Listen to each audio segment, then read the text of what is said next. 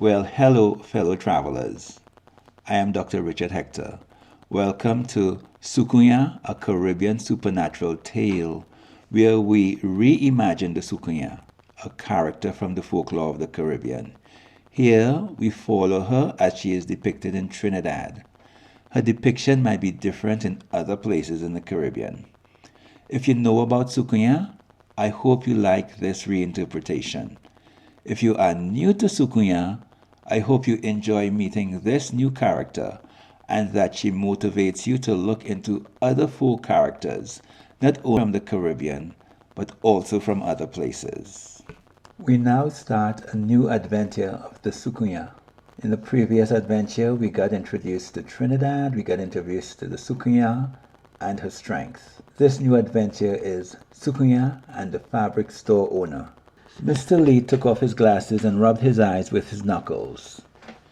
He cleaned the lenses with a napkin and put his glasses back on. A ledger was spread across the desk. He was irritated as he studied the accounts payable entries. It annoyed him to look at the neat columns of digits and names of people he had to pay. The writing did not annoy him. The checks he had to sign did not annoy him.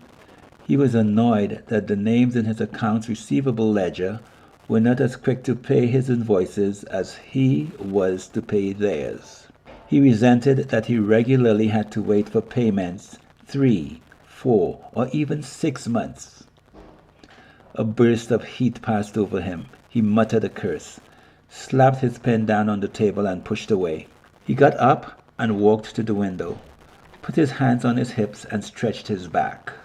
The view out of the window showed the trailing end of the afternoon rush.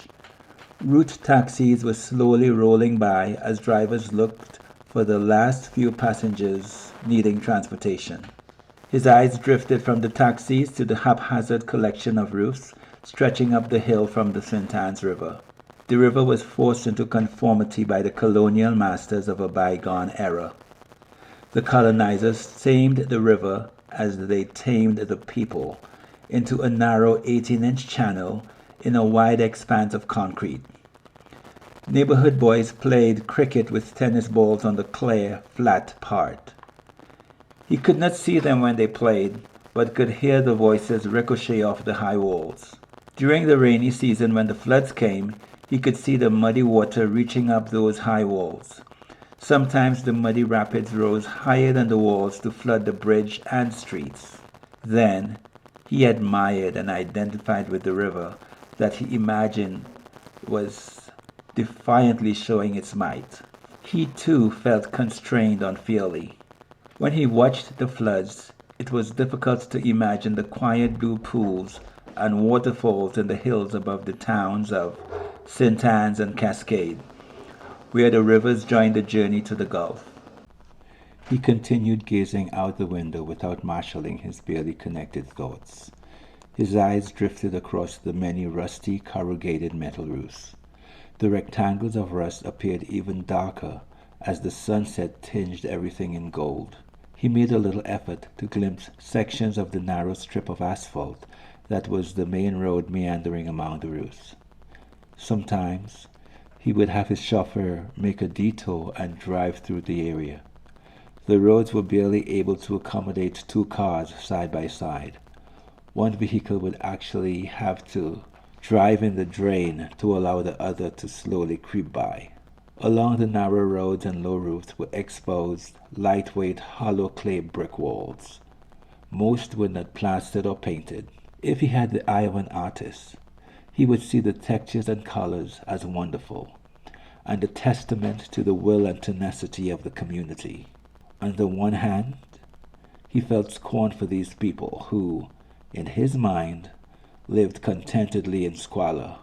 On the other hand, he envied their freedom and simple concerns of securing the next meal for themselves and their families. From those hills, the views of the city and Gulf were beautiful. He resented that the poorest, most uneducated people enjoyed the most magnificent views. He didn't have such views from his house, even though he made more money in a single month than most of them made in a whole year. His business acumen fed and clothed them and their families. He hired them, sold them fabric, and contributed a lot of money to the national insurance scheme. Yet, he didn't get the respect and admiration he thought he should get for all of his hard work. In fact, he resented that even his children didn't appreciate all he was doing for them. He must have been staring out the window for a long time, because he was surprised by the darkness in his office when he turned around to the sound of a soft shuffle at the door. A slender young woman was standing in the doorway. She seemed unsure of herself and looked down at the carpet. He stared at her blankly for a moment, trying to collect his thoughts.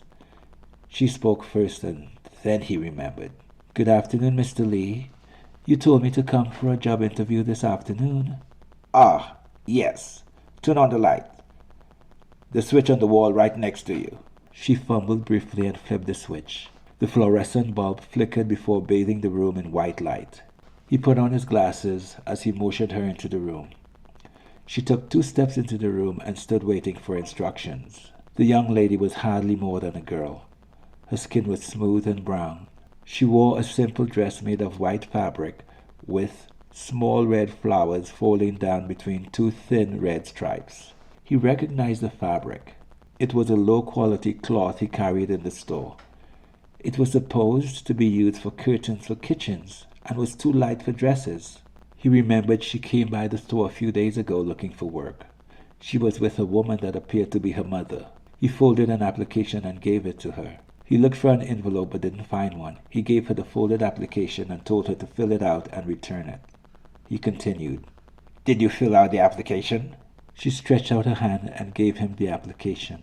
It was folded the way he had given it to her. She did not move her feet. He sat at his desk, unfolded it, and began reading it. "You by yourself? Where is the lady that was with you?" he asked. "Yes, Mr. Lee, I come by myself. My aunt working today." "She wasn't your mother?" "No, Mr. Lee.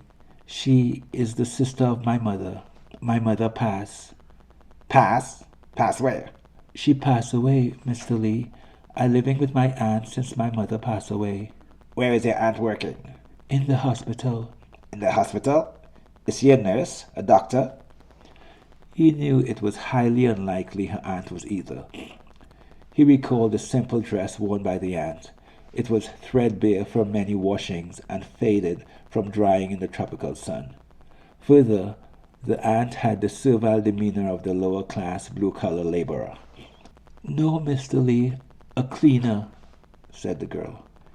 "A cleaner? A cleaner where?"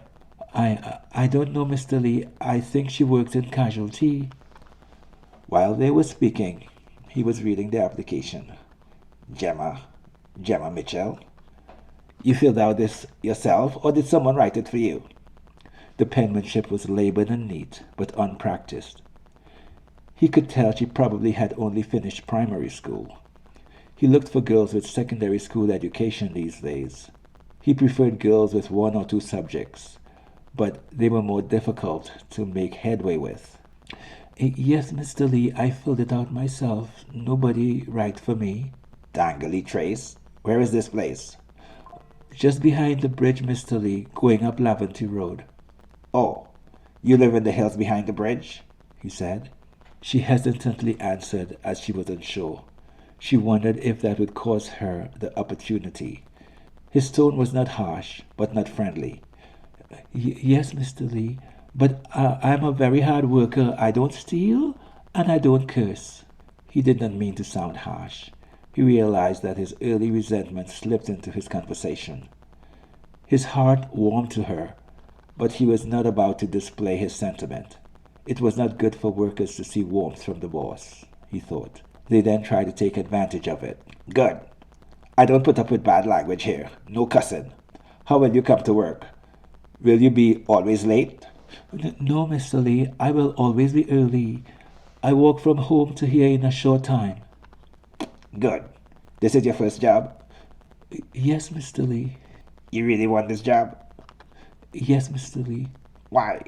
My aunt have her own children, and I finished school, Mr. Lee. I have to look for my own place." "You mean you want to move out?" Yes, Mr. Lee, I'm grown. Who said you grown? My aunt, Mr. Lee. So she putting you out? She has plenty of children, Mr. Lee. How many children? 5, Mr. Lee, and me. So that's 6. Where's her husband? Yes, Mr. Lee, 6. Her husband passed away.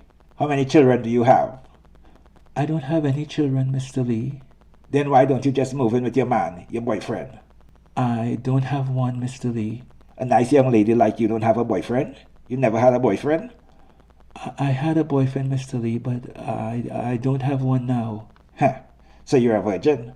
Through all the interview, he kept looking at the application, but he kept her in his peripheral vision. She was neither surprised by his directness or shocked. Members of the upper classes felt free to pry into personal lives of the lower classes. She did not answer for a few heartbeats. When he looked up at her from the application, his expression was that of expecting an answer. She stammered and lowered her eyes and her voice. She knew she appeared demure, and with a quick glimpse she saw that appealed to him. His gaze rested on her shoulders and panned down from there. Had he looked into her eyes, he would have been less sure of who was the prey and who was the predator.